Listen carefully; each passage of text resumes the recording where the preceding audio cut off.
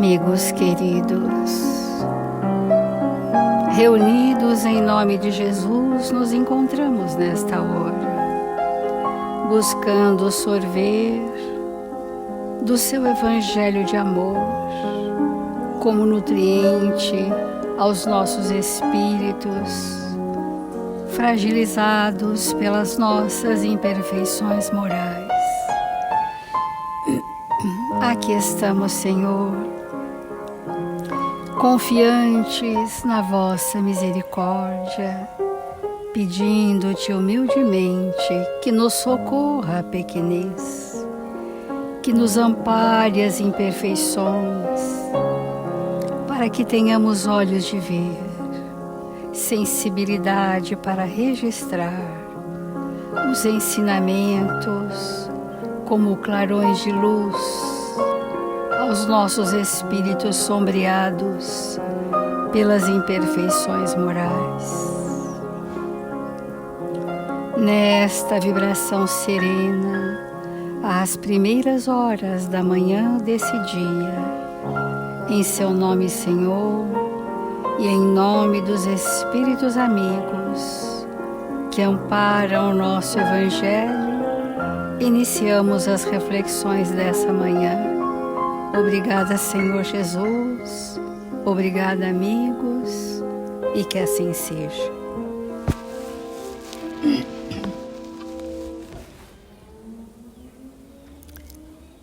Do Evangelho segundo o Espiritismo, capítulo 5, Bem-aventurados os aflitos. Nós estamos imersos na categoria de espíritos com aflições terrenas, né? Dadas as nossas imperfeições. E dentro desse item nós estamos refletindo sobre provações voluntárias, que diz assim: as provas têm por objetivo exercitar a inteligência, assim como a paciência e a resignação. Um homem pode nascer numa posição penosa e difícil, precisamente para obrigá-lo a procurar os meios de vencer as dificuldades. O mérito consiste em suportar sem lamentação as consequências dos males que não se podem evitar, em preservar na luta, em não se desesperar se não for bem-sucedido, mas não, nenhum desleixo que seria preguiça mais que virtude. Então, existe da nossa parte um abalo emocional diante dos desafios, diante das dificuldades, diante das limitações nos nossos relacionamentos. E que mérito teríamos? O mérito de aceitar com resignação de que aquele momento em que nós estamos passando, houve uma razão justa de ser para nós e um convite de nos ajustarmos às leis divinas, né? Então, nós passamos por situações muitas vezes penosas e difíceis para nos solicitar meios de vencer a nós mesmos. Todo o Evangelho de Jesus está nos ensinando os meios de vencermos a nós mesmos.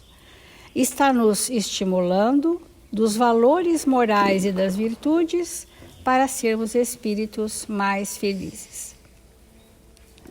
E hoje nós vamos começar a falar de gêneros de provas, as grandes classes, as grandes categorias de provações que resvalam nas expiações, que são necessárias para a gente ter uma ideia, para entendermos as nossas próprias provas. E do grande grupo que nós escolhemos para refletir é do desequilíbrio mental. O desequilíbrio mental é uma prova, às vezes uma expiação. Transita nessas duas questões. O que podemos entender pelo desequilíbrio mental? Podemos dizer que todas as vezes que o nosso pensamento transgride sobremaneira as leis divinas, nós acumulamos no nosso perispírito distonias, desarranjos energéticos. E esses desarranjos energéticos vão compondo um estado vibratório de alienação do pensamento sobre a verdade. Nosso pensamento fica dissociado das leis de Deus e, consequentemente, isso gera emoções compatíveis com esse estado alienado do nosso pensamento. E esse estado alienado do pensamento não quer dizer que seja tão somente para aqueles que estão em transtornos mentais mais agudos ou crônicos. Nós estamos falando de nós mesmos, que tantas vezes estamos num processo de escolhas tão enganosas, tão ilusórias, que já nos categoriza como uma questão de alienação da verdade. E vamos falar que isso é um espectro, e nesse espectro nós temos gradações de desequilíbrios do setor do pensamento.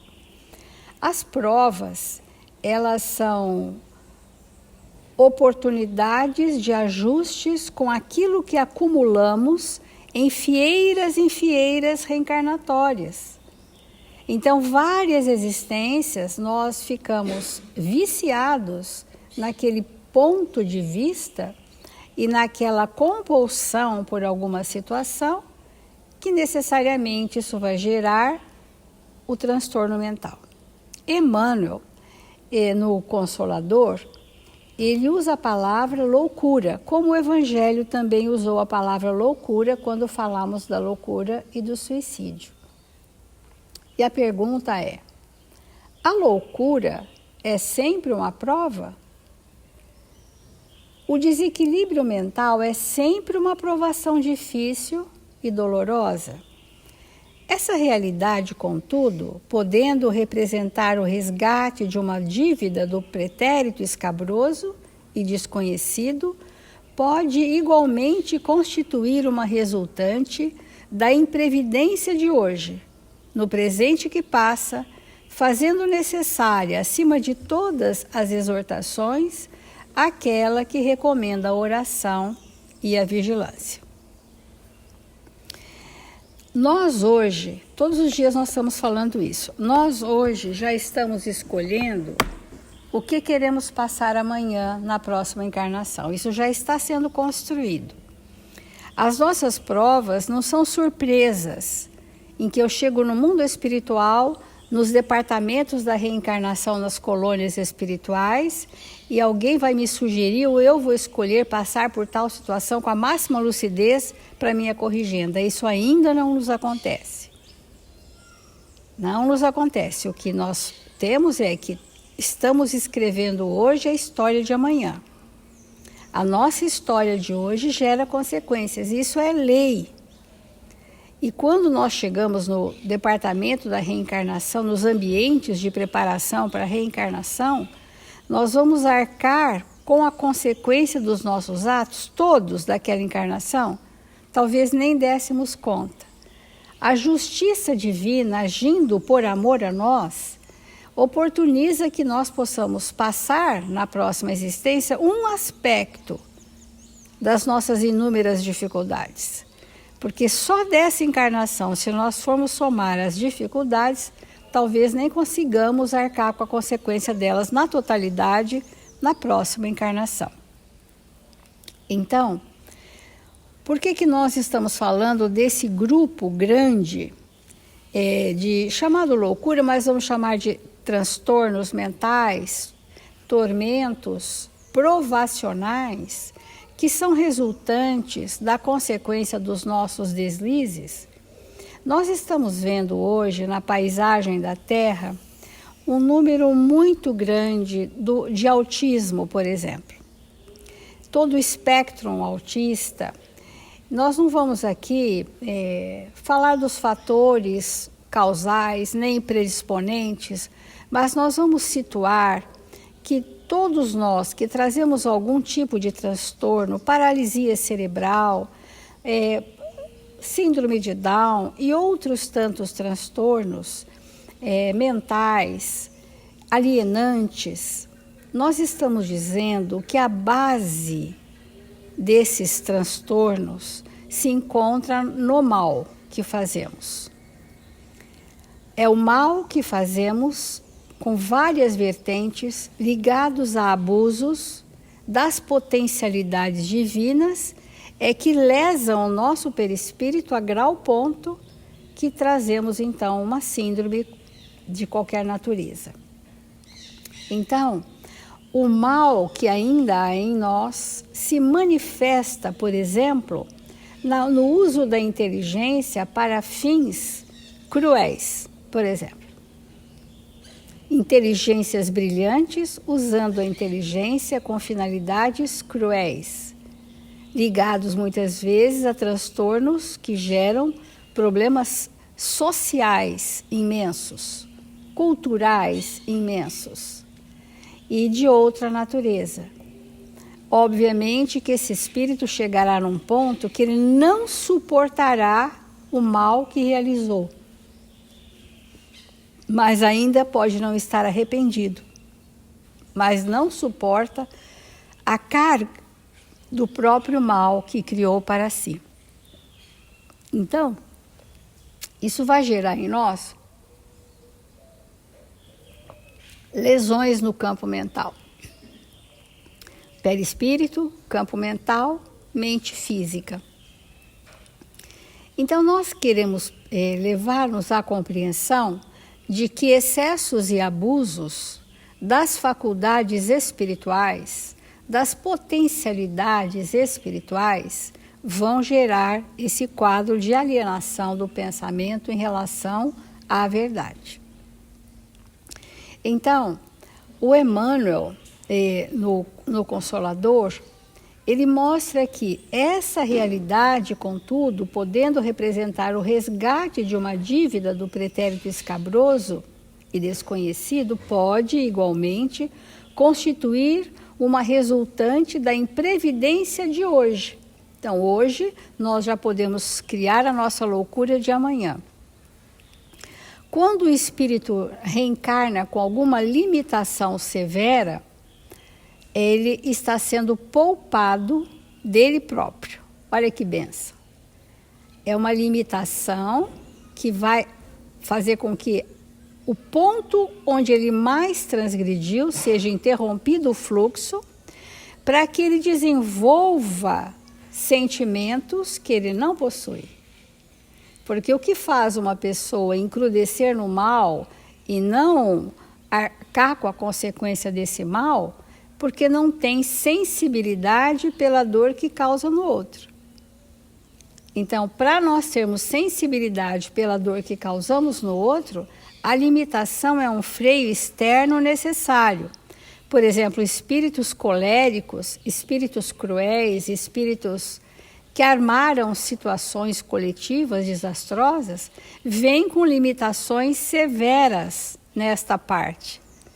Porque, não tendo desenvolvido filtros morais, não tendo ainda desenvolvido recursos sociais, éticos, filosóficos, afetivos de nenhuma natureza, precisa ter freios físicos, freios mentais, freios no próprio corpo. Esses freios estão dizendo, olha, você está sendo amparado de si mesmo, de não reincidir nas mesmas dificuldades. Então, isso é uma limitação. Em contrapartida, o que se espera do processo educativo desses espíritos que trazem esse tipo de limitação? Que eles sejam sensibilizados para a prática do bem, para que desenvolvam sentimentos.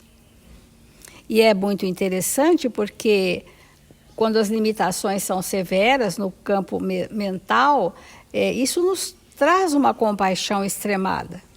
Nós nos apiedamos com mais facilidade, porque não estamos vendo ali um grande algoz, um espírito cruel, estamos vendo às vezes um corpo franzino com várias limitações, uma mente obscurecida na sua razão Isso desenvolve, principalmente na família, uma compaixão de cuidar, de amparar, de servir, de estimular. E esse contexto novo, onde a afetividade fica à mercê dos cuidados do outro, da comiseração pública, verga o espírito para uma certa humildade de saber reconhecer que o outro lhe sustenta, que o outro lhe ampara, que o outro lhe acolhe, e vai formando no seu campo mental, a nível de perispírito, registros de ser amado, de ser cuidado, de ser querido, de ser amparado. E esses registros vão formar novos padrões que vão estimular na próxima existência que ele possa expandir vibrações de sentimentos que ele recebeu um dia e que o marcou profundamente. E é com isto que ele vai desenvolver, então, a moralidade cristã suficiente para aplacar os seus tormentos íntimos. Mas a resolução de um tormento dessa gravidade pode não ser feito numa única existência. Vamos dizer que na próxima encarnação, o espírito ainda vem com resquícios do seu passado que ainda não fora de todo transformado. Quantas pessoas existem com grau extremado de isolamento, com dificuldade na manifestação do afeto ou até com frieza afetiva? Quem são esses espíritos? São resquícios de espíritos que viveram em tormentos mentais mais graves, que vieram desses espectros que nós estamos citando. E que nesse resquício ainda há um processo, um planejamento reencarnatório para que esse espírito seja ajustado às leis.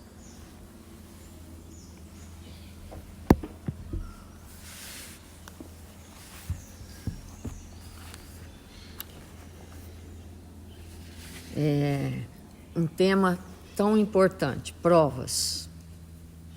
Como nós falamos ontem, o simples fato de nós existirmos na Terra já denota a prova. Porque toda existência é uma prova para o espírito. E é fundamental que nós possamos descobrir qual que é a nossa. E para que nós possamos descobrir qual que é a nossa, basta que nós possamos perceber as nossas aflições, porque as provas trazem aflições para nós. Vamos repetir o que falamos ontem, só para dar um gancho no que a gente quer falar hoje. Então, o espírito que é vaidoso, que necessita 25 horas por dia estar no pódio, quando ele não está, ele está aflito.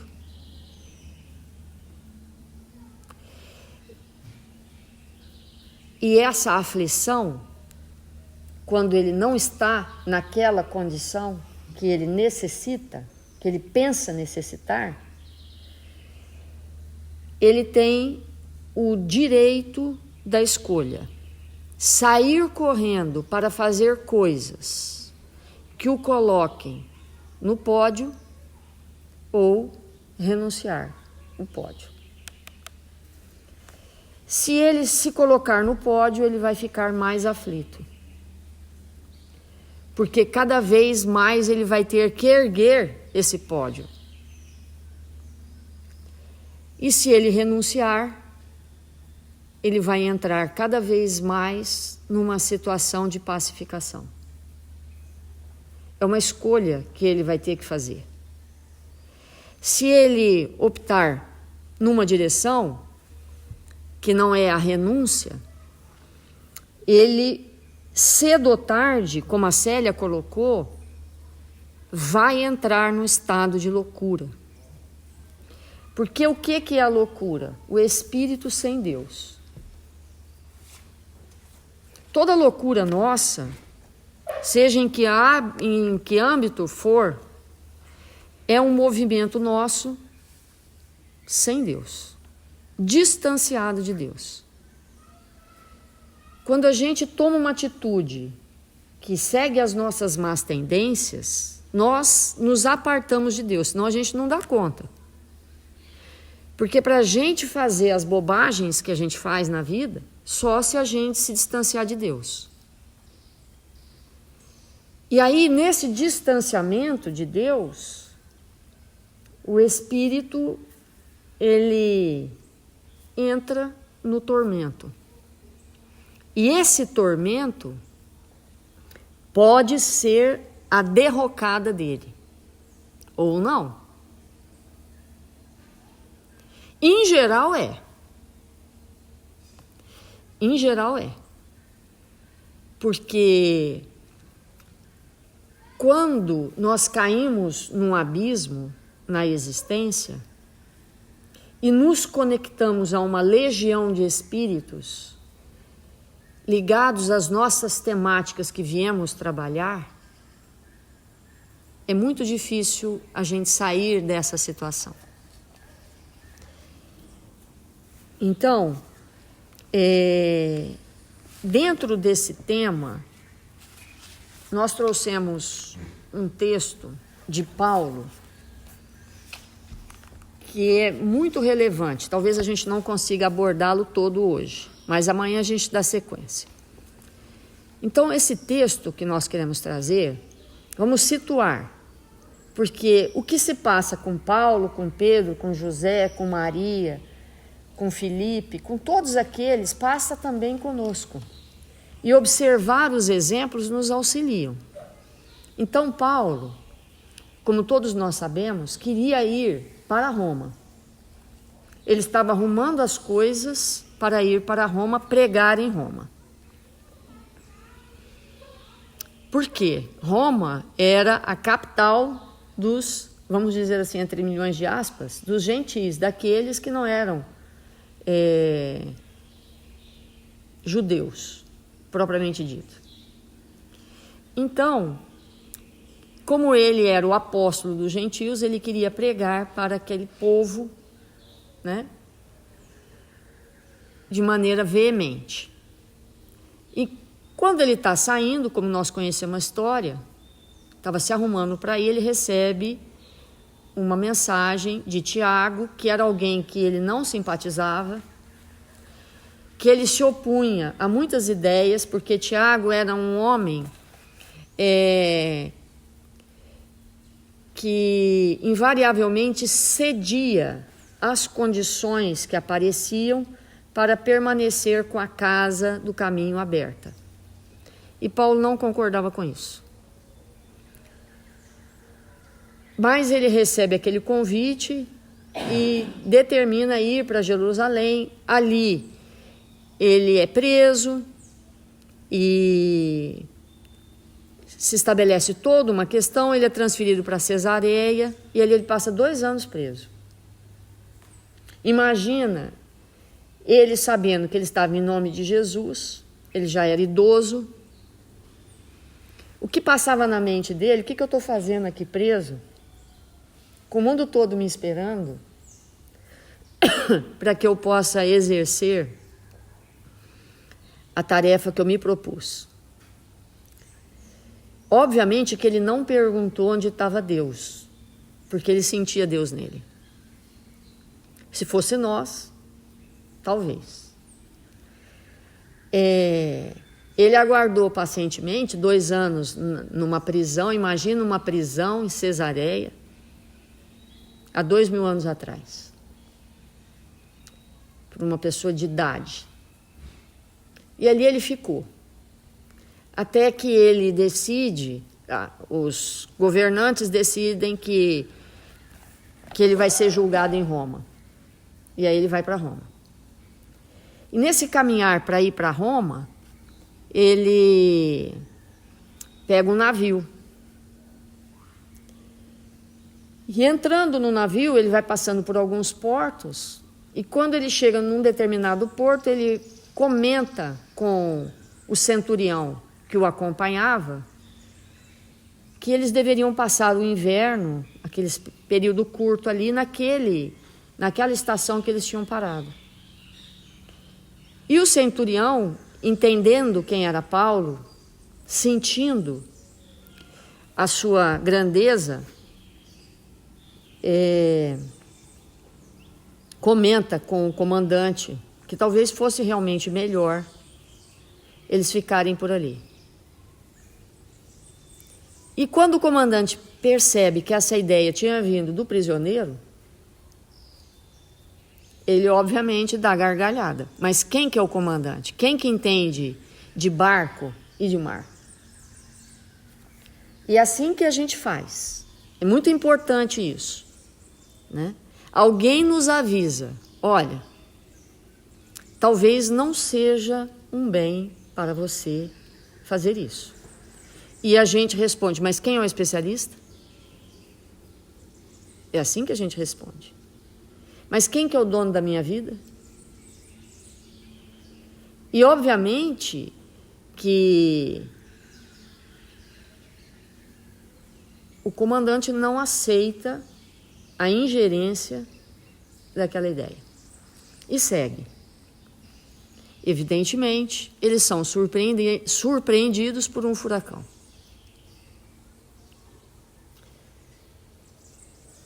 E aí começa o desespero. Porque tudo indicava que o barco ia afundar. E para o barco não afundar, eles começam a fazer o quê? Milhões de sacas de trigo. Mais de 250 pessoas no barco. Antes de jogar as pessoas, começaram a jogar o trigo, para o barco ficar mais leve. E ali começa a tormenta. E obviamente que Paulo resolve reunir os companheiros e falar sobre isso para deixar para a humanidade um recado. E aí nós vamos fazer um ponto aí. Os espíritos que se vinculam de maneira definitiva a Deus e a Jesus, nosso mestre, eles sabem que tudo o que eles estão fazendo de bem fica gravado. E obviamente que nós também sabemos que tudo que nós fazemos contrário à lei está gravado no éter. Por isso, entre aspas, esse éter, né, gente? Nós não vamos entrar para explicar isso. Nada se perde, não só porque fica na nossa memória, mas porque fica gravado na história do planeta. Se nósinho, somos capazes de gravar coisas numa máquina, imagina o que Jesus faz. Como ele grava tudo o que acontece aqui, neste planeta, que está a responsabilidade dele. E esses espíritos que são ligados a Jesus e a Deus, nosso Pai, no caso de Paulo, quis reunir toda a tripulação para falar para eles uma coisa sobre a prova voluntária. Ele reuniu e falou o que está aqui escrito, que a gente vai comentar. Mas, qual que era a intenção? A intenção era que no ano de 2021, nósinho aqui, pudéssemos relembrar o que ele falou. Porque o que ele falou ficou gravado no éter. E Emmanuel buscou a gravação, trouxe para o Chico e a gente vai ler. Porque é assim. Nada se perde. Do bem, nada se perde. Quando a gente chama um filho e fala assim, vem cá, que eu vou te falar uma coisa. Lembra-se que está no éter. Que ficou gravado para sempre. E que alguém pode acessar quando necessário for.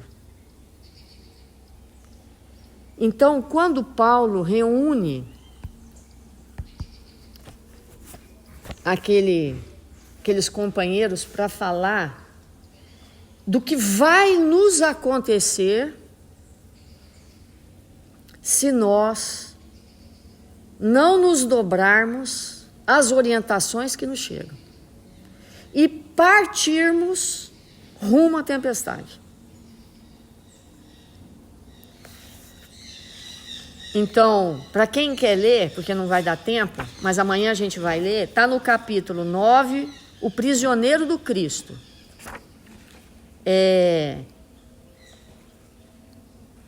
Então, ele começa assim.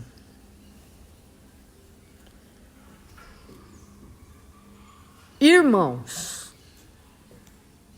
Quando ele fala irmãos, não estava falando só para aqueles que estavam no barco.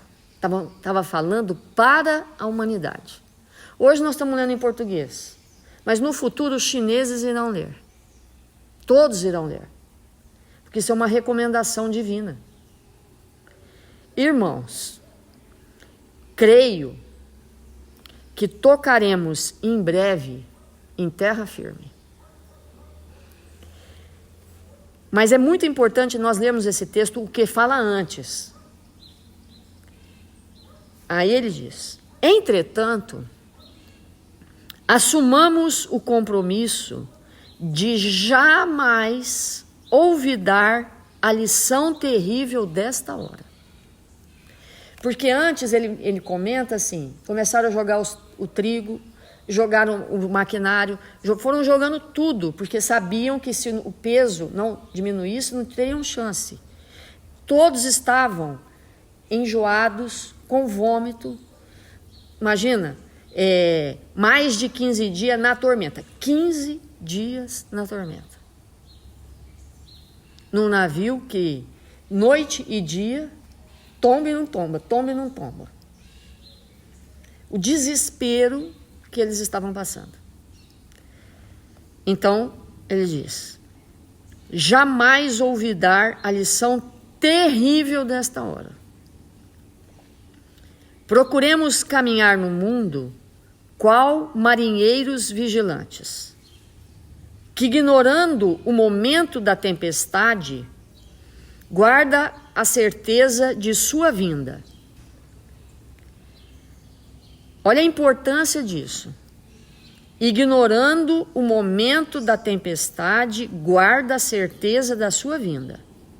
Porque se nós estamos em prova e ignoramos as recomendações divinas, a tempestade vai vir.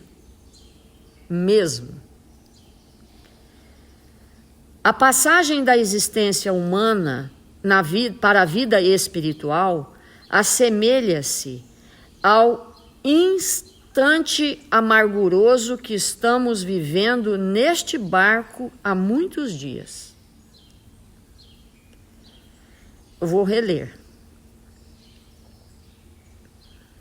A passagem da existência humana para a vida espiritual daquele que não quis ouvir a recomendação, que não quis se ligar a Deus e que entrou no estado de loucura, é isso que ele está dizendo.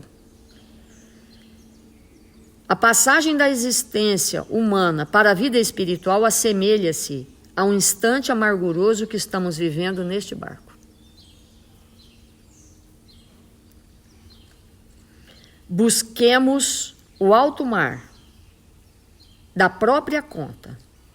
Também Jesus nos concede os celestes avisos do seu evangelho de luz, mas frequentemente optamos pelo abismo das experiências dolorosas e trágicas. O que é o materialismo, gente? A experiência dolorosa e trágica. É isso que é o materialismo. A ilusão, como o vento sul, parece desmentir as advertências do Salvador. O que é que ele está querendo dizer? A ilusão com o vento sul. Para quem conhece de navegação, que não é meu caso, mas eu fui ler, o vento sul naquela região é quando denota que, mesmo sendo inverno e provavelmente tendo furacão, o vento sul diz, pode ir. Mas que o marinheiro, bem temperado nas tempestades, fala, não vou. Porque é pura ilusão. A ilusão com o vento sul parece desmentir a advertência do Salvador. E nós continuamos pelo caminho da nossa imaginação viciada. Entretanto, a tempestade chega de repente. E não tem saída. É preciso passar de uma vida para outra. Na hora que a tempestade chega, nós temos que entender que é necessário passar de uma vida a outra, a fim de retificarmos o rumo iniludível. Começamos por alijar o carregamento pesado dos nossos enganos cruéis, abandonando os caprichos criminosos para aceitar plenamente a vontade augusta de Deus. Reconhecemos nossa insignificância e miséria. Alcancemos um tédio imenso dos erros que nos alimentavam o coração, tal como o sentimento do nada que representamos nesse arcabouço de madeiras frágeis.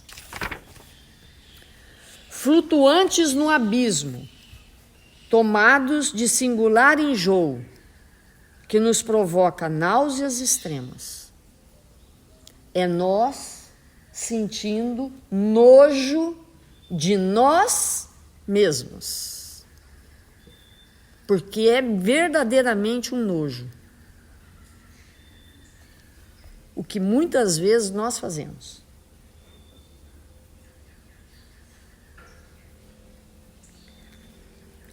O fim da existência humana é sempre uma tormenta, como esta nas regiões desconhecidas do mundo inteiro, porque nunca estamos apercebidos para ouvir as advertências divinas e procuramos a tempestade angustiosa e destruidora pelo roteiro de nossa própria autoria. Então, isso é loucura que a Célia falou. Invariavelmente o barco tomba e aí é o ranger de dentes. Mas nós não estamos sendo convidados a isso, ao contrário. O nosso momento é outro. Então vamos refletir. Quem puder ler esse texto, lê com força. Que é um aviso. Ele está nos reunindo de novo no barco. E vamos fazer a nossa prece.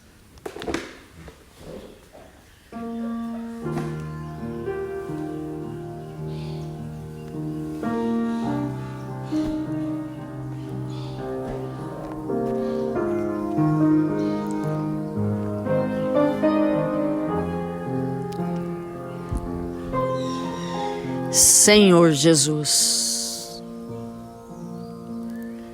divino amigo das nossas vidas, nesta hora abençoada do nosso dia, que nos encontramos em seu nome, rogamos, Mestre, que nós sejamos aqueles a ouvir o seu coração amoroso, que nos aponta o caminho seguro, para que não percamos tempo com as tempestades desnecessárias. Que sejamos nós, mestres, o Espírito a ouvir o seu chamado, a compreender o seu amor por nós e nos entregarmos a um viver correto, amparando a todos aqueles que nos cercam, saindo do nosso egoísmo extremo, de pensar apenas em nós mesmos e naqueles que nos cercam. Que sejamos espíritos lúcidos, amorosos, dispostos ao bem. Ampara-nos, para que a tempestade, Senhor, não nos alcance. Que o Senhor nos proteja e nos convide ao bem todos os dias da nossa vida. Que nesta hora abençoada, todos os nossos irmãos registrados nos cadernos de vibração da nossa casa possam, Senhor, serem visitados nesta hora, amparados pelo seu amor, socorridos nas suas necessidades mais íntimas. Que estejamos, Mestre, amparados pelo seu amor. E nós outros, nesta pátria do Cruzeiro, para onde o Senhor transportou o seu evangelho de amor, sejamos nós, os espíritos cristãos, a executar as nossas mínimas tarefas, aonde quer que nos encontremos. Que o Senhor nos envolva e nos ampare, agora e sempre. Que assim seja.